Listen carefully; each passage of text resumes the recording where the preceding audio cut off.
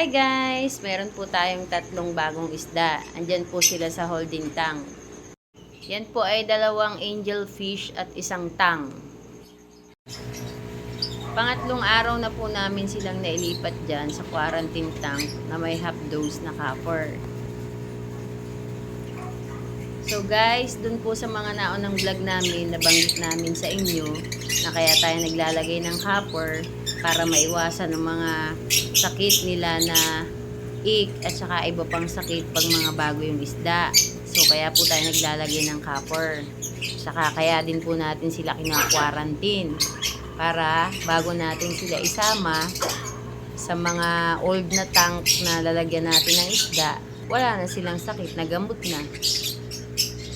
Oo nga po pala, kung napapansin nyo, di po ba maingay yung mga ibon.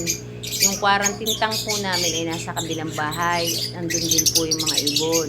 Tapos meron din po kayong naririnig na aso. Yung mga aso din po namin. Pagpasensyahan nyo na lang po at medyo maingay po sila.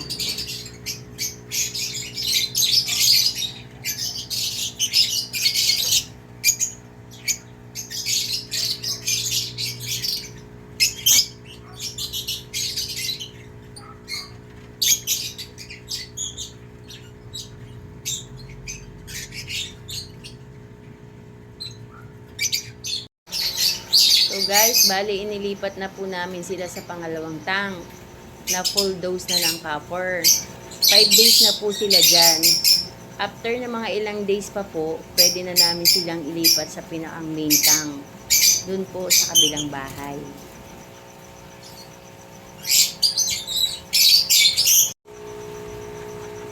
So guys, for now, hanggang dito na lang po muna.